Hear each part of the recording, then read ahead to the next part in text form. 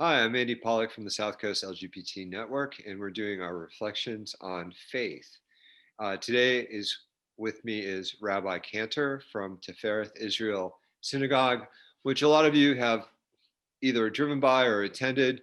It's right on the corner of Brownell Ave and oh Hawthorne. Hawthorne. Thank you. Yes, that's a hard one. Yeah. The main crossroads heading into New Bedford. Absolutely, absolutely. So, Rabbi, thank you so much for being with us. Oh, thank you for inviting me. Yeah, Really appreciate it. During this tumultuous year, we're celebrating the hope of the spiritual. How do you do that in this kind of dark season? Well, I think telling yourself over and over again, this will end. There is an end to this, and now there really is an end to this with the vaccines that are coming down the pike. Right. So I think hope is built around some kind of sense that when we're in the midst of great challenge or even suffering, knowing that there is an end to it is very important, and obviously. Attending to one's physical well-being and spiritual well-being to get to that point is very important. But for me, that's where the hope is, certainly. That's great. That's great. Words of wisdom. So we talk about religious self-care. It's a time of the year where it's very hectic. People are running around. There's a lot of family. Probably not as much this year, but still there's an anxiety level that's heightened. What do you suggest? I know Hanukkah is coming up right around the corner. What do you suggest to keep sanity? Yeah, well, first of all, in Judaism, caring for one's health and the health of others around you is considered a commandment in the Torah. So the first thing you're going to do is you're going to resolve for yourself that you will not have large gatherings. In fact, that you will find ways like using Zoom to get together on Zoom. We have to, that health and data are vitally important as part of how we approach the holidays. I also think that Zoom is a way to connect with other people. And I think, first of all, there's no, by the way, in terms of spiritual self-care, I don't make a dichotomy. I think the spiritual and the physical have to go together. We know for a fact that when people are less anxious or less stressed, their health is better, okay?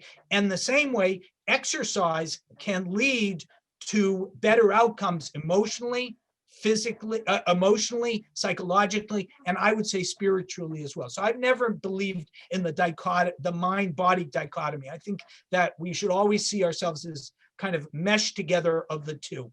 So that also means that prayer and meditation should be an ongoing part of what we do, especially if we're running around and we're stressed. I want to emphasize that we underestimate the amount of stress we're under, and holidays can add to that. So I believe in this low-grade stress that we always have living with COVID.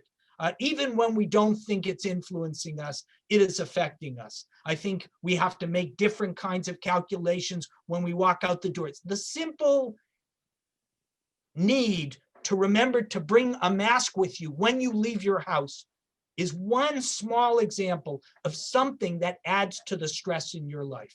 So I think we should look at stress as a totality and understand that we're in a highly stressful time. If holidays are bringing more stress, then all the more that we should, one, make sure we're going for walks, attending to physical health.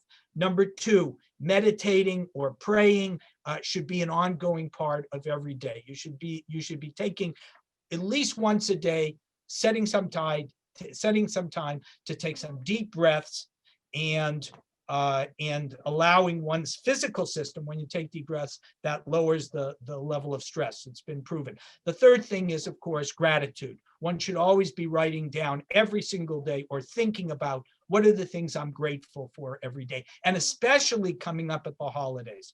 where we can get too caught up with how are we going to get to the store and be so, or not go to the store, but we have to go on Amazon, whatever that is, that added stress, we should always be taking a moment, slowing down and saying, what am I grateful for in my life? But to me, those are the three strengths of spiritual self-care. Excellent. Excellent. Thank you so much. You're welcome. So with that being said, what's going on at Tifereth Israel, or TI? Can I call it that? Is that Of course, please, we all do. You call it TI. What's going on for the Hanukkah celebration? Is there anything virtually that's going on? Yeah, well, we on our website, there will be a lighting of the menorah virtually every single night.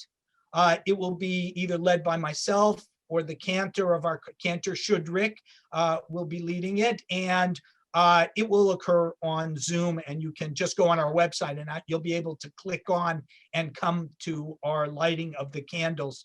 And we'll also have some congregants leading the lighting on different nights as well. So that's really our focus, just to get that organized. Obviously takes time. And then of course, I hope that there's so much out there.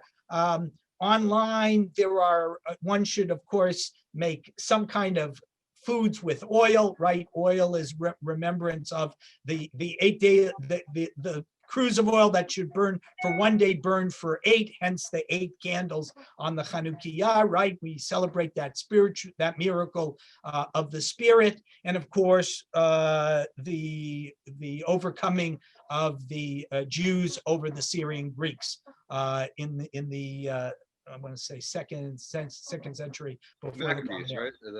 Maccabees, right. The Maccabees. So you should look for. There are great latke recipes online. It's a great time. Since we're stuck at home, it's a great time to experiment and get. Make your own. Don't go to the store. The easy way out is go to the store and buy them in the frozen food counter. No. You go online. There are very easy ways to make latkes, and I guarantee it'll make your holiday a lot better. Some people also do fried donuts. They make their own donuts as well. Fried foods is the theme. Well, we're probably going to have you on a cooking show on our next round. It'll be my wife, not me. I'm not. All right. Yeah. Well, we have a wellness program, so there is a cooking component to it. So. Oh, nice. All right. Well, and then what's going on for community online for TI these days? Do you count Friday services still online? And well, we have a whole series. There's not at this point. There's not a day where we don't have a service online, either morning or evening. So right. Throughout the week we have services online, but services are not our only interest. Obviously, there's study, and we have class. I teach a class once a week. The cantor teaches a class once a week, and that's not including the teaching that I do on the Sabbath at services at the Sabbath. And after every service during the week, if I'm leading this or part of the service, I always give a short teaching at the end of every class. So study is all a very important part. And then, of course, we have ongoing programs to feed the hungry. There's on my website there, on our website, there's the Rabbi's Challenge. You can look online and find out what the Rabbi's Challenge is. And there is a challenge wall on our website, and how you get onto that wall, you can look on our website and see tinewbedford.org. And my email's there. If people have questions, they're welcome to email me via the website as well. Wonderful. And is there any reflections that you'd like to shout out to the LGBT community in the South Coast? Sure. I would just want to say that the spiritual message of overcoming challenge, I think not only applies to the LGBT community, but also all of us during COVID. I think everybody has challenges. Obviously, in addition, being part of a marginalized community, you have added challenges, and I can only imagine that that must add to the stress and the anxiety in the community. But ultimately, I believe that the light chases away the darkness, that just like on Hanukkah, we light another candle, one light leads to two light, leads to three lights, etc. Hopefully we are building the light of inclusion and building people one after another. And for me, that will be the symbol of the menorah, that we will bring a greater sensitivity to inclusion of all LGBT community, but I mean that to all marginalized groups in society. Well, that's really well said. Well said. Well done. Thank you. Thank you. All right. So I'm going to just stop the recording now. Oh.